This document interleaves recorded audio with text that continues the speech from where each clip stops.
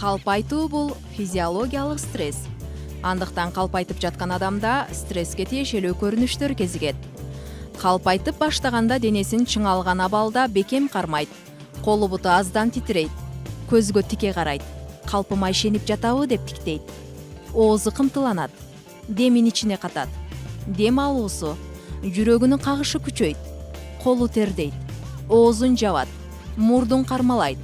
Оозду жабуу чындыкты айтып жибербейин деген кармануу. Мынтип оозду жабуу көбүнчө кыздарда кездешсе, эркектерде мурдун кармалоо кезигет.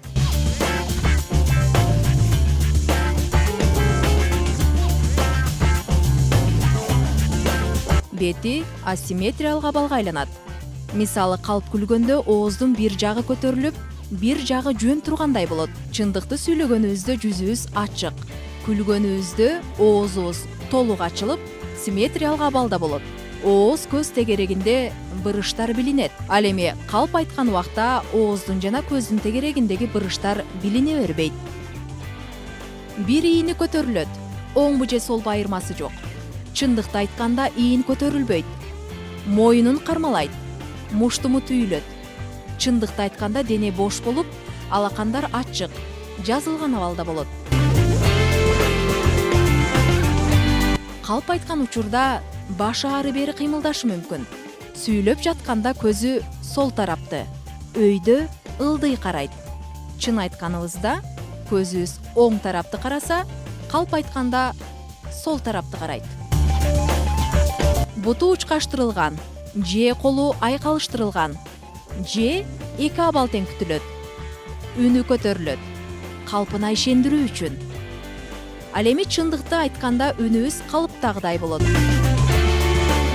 Калп айткан учурда узагыраак сүйлөйт. Чындыкты айтканда биз кыска жана ишенимдүү сүйлөйбүз. Калп учурунда кол жаңсоолор коштолушу мүмкүн. Калпты кантип кармаласа болот? Ордуңуздан туруп барып жанына туруп калыңыз. Анткени ар адамда ыңгайлуу аймак деген бар. Ал болжол менен 1,5 метр аралыкта. Эгер ошол аймакка кирип барсаңыз, ал калп айта албай калат. Ал олтурганда туруп алыңыз.